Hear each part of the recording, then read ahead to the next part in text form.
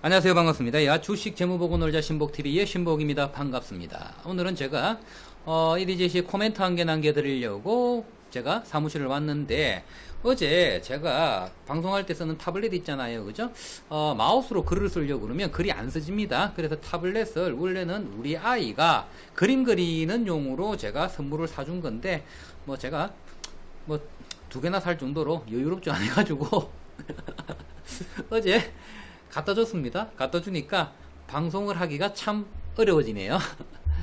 그래도 나온 김에 코멘트 한 개 남겨드리려고 합니다. 요즘 EDGC에 대해서 제가 우려하는 부분이 뭐가 있느냐라고 얘기했을 때, 저는 다른 거 걱정하는 부분이 하나도 없다.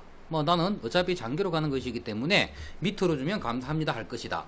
그런 얘기를 계속 했습니다. 그런데 딱 하나 내가 좀 고민되는 부분은 있다. 그게 뭐냐라고 얘기했을 때, 저는 이제 오버슈팅에 대해서 얘기를 했었습니다.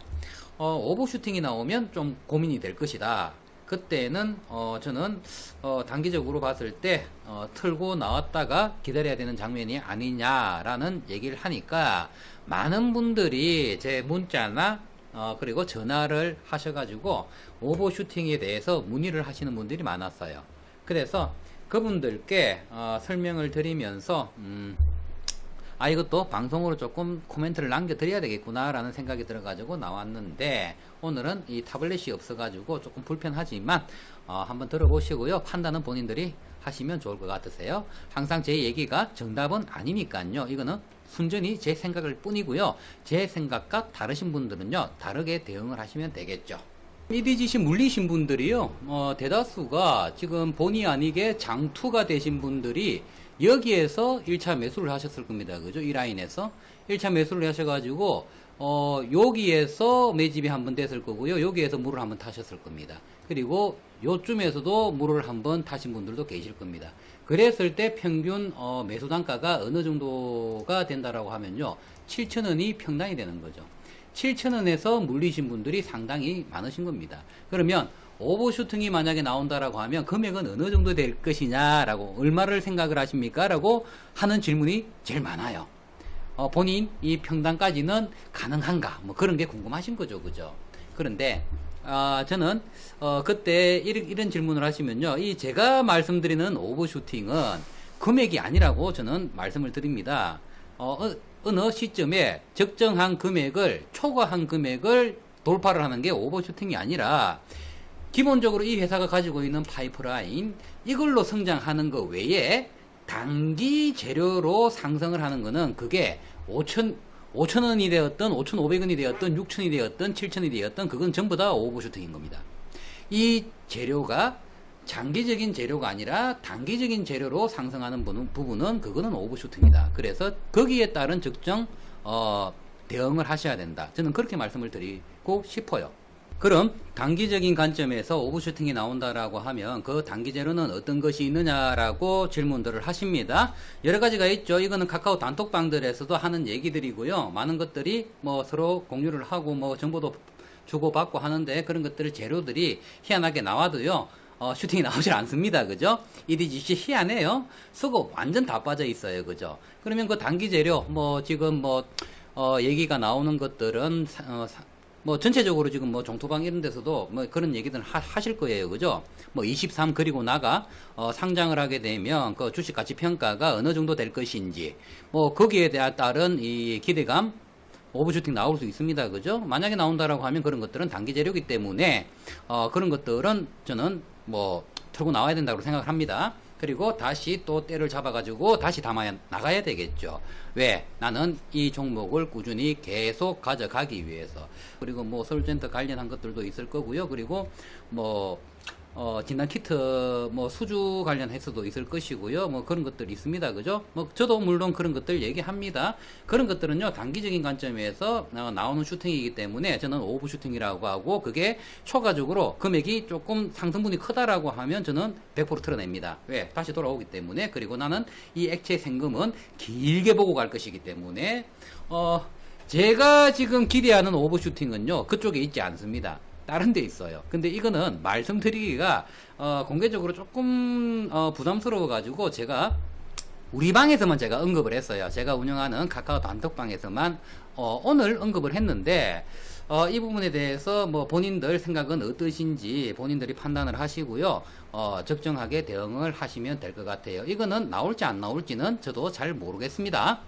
제가 생각하는 오버슈팅 재료는요, 이철옥 회장님 상속세에 저는 있다라고 생각을 하고 있습니다. 거기에서 오버슈팅이 나와줘야 되는데 그거를 기대를 하고 있는데 그게 나올지 안 나올지는 잘 모르겠습니다. 지금 6월 25일 날 아시겠지만 보호예수가 지금 여기 이철옥 회장님 740만 주 걸려있는 거 다들 아실 겁니다. 그죠? 요게 지금 사망 당시에 지금 평균 가격이 3개월 평균 가격이 어느 정도라고 계산을 한다라고 하면요, 한 5,500억 원 정도라고 계산을 하더라도 740만 주면요, 요게 이제 금액이 400억입니다. 400억. 그러면 이철옥 회장님 자산이 1위짓이 지금 이 지분, 이 자산밖에 없느냐? 그렇지 않을 거예요. 그래도 어찌되었든 아시아권에서는 큰 의료재단에 뭐 회장님이십니다. 뭐 그러신 분의 자산이 이것밖에 없다라는 건 말이 안 되죠, 그죠? 그러면 이것보다 더 많은 자산이 있을 수가 있겠죠. 그러면 이 지분이 이철옥 회장님의 뭐 지분 본인 자산의 한 30%밖에 안 된다라고 하면 이철옥 회장님 자산이 한 1,000억대 이상은 할 수가 있겠죠. 그러면 1,000억대 이상의 자산을 가지고 있다라고 하면 우리가 상속세 50%가 나오잖아요. 자, 그렇게 했을 때 연부연납 신청을 하더라도 초회에 납부해야 될 세금이 한 100억 정도 이상은 될 수도 있다라는 생각이 들더라고요. 자, 그러면 그 재원 연부연납 언제까지 그러면 초회납을 해야 되느냐라고 우리가 생각을 해봤을 때 요때 이제 이철옥 회장님 사망이라고 하지 않을게요. 별세라고 할게요. 오래 사셨으니까. 자, 별세한 날이 2021년 1월 9일로 알고 있습니다. 요때 사망을 하셨어요. 그죠? 그러면 상속세 신고를 언제까지 해야 되느냐 그러면 7월 9일까지 해야 되겠죠. 그러면 7월 9일까지 상속세 신고할 때 연부연납 1회차, 그러니까 5년 동안 연부연납을 신청을 한다라고 하더라도 1회차는 납부가 돼야 되겠죠. 그러면 그 재원이 필요합니다. 그러면 지금 회사에서 우리가 이 부분에 대해서 좀 걱정하시는 분들이 있었을 겁니다. 그죠? 왜? 이 부분이 만약에 상속이 돼가지고 나온다라고 하면 물량이 터져 나올 수도 있으니까. 맞잖아요. 그죠? 그런데 여기에서 우리는 많은 것들을 생각을 해야 돼요. 자, 이 물량 블록딜 한다고 그랬습니다. 그죠? 회사에서 블록딜 할 수가 있다. 근데 400억 이거 받아가지고 지금 이게 EDGC 지분의 8.6% 한 8.7% 정도 되는 것 같아요. 자, 그랬을 때 이 8.7% 가지고 블록딜을 한다? 그래가지고 이걸 누가 받아? 받을 사람은 없어요. 만약에 받는다라고 하면요, 이거 5% 정도, 뭐 8% 정도 가지고 이 회사에 뭔가를 할 수 있는 게 없기 때문에 다른 투자회사에서는 이거를 받을 거라고는 저는 뭐 생각을 하지 않았습니다. 그래서 지금 뭐 시간도 지금 다 돼 왔고요. 지금 7월 뭐 19일이 다 돼 와가니까 이게 분명히 재원이 필요할 것이라고 생각을 합니다. 그러면 이철옥 회장님 자산 규모가 어느 정도 될란지 제가 궁금해가지고 이원재단에도 제가 전화를 했었어요. 뭐 1위에서는 전화를 안 했습니다. 가르쳐 주기도 만무하고 알 수도 없겠죠. 뭐 안다고 해도 개인정보이기 때문에 가르쳐 주지도 않을 뿐더러 혹시나 싶어가지고 이원재단에 제가 전화를 했었어요. 물론 전화 받으시는 젊은 여성분이요, 제가 뭔 소리 하는지 못 알아듣더라고요. 뭐 꺼지라는 식이었어요. 단체냐 물어보길래 개인이다 그러니까요. 병원으로 전화하시라고, 병원으로 전화하라고 그러더라고요.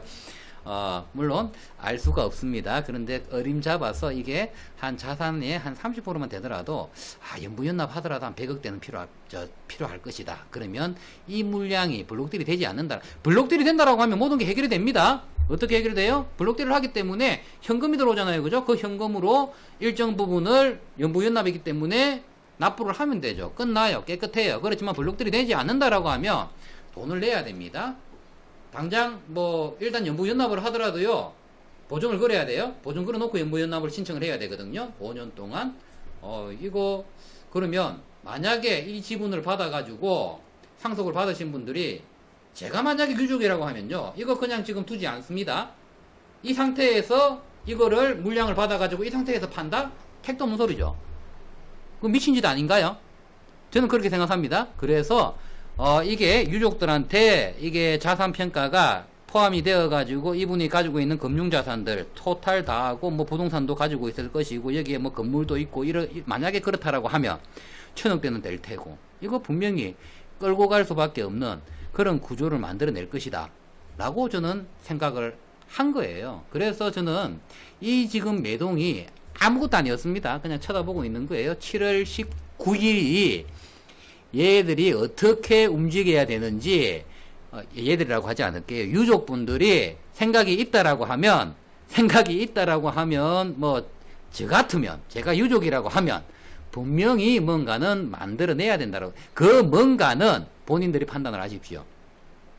저는 여기에서 오버슛 등을 기대를 하고 있는 것이지 뭐 솔젠트 뭐 저는 뭐 신경도 안 써요. 솔젠트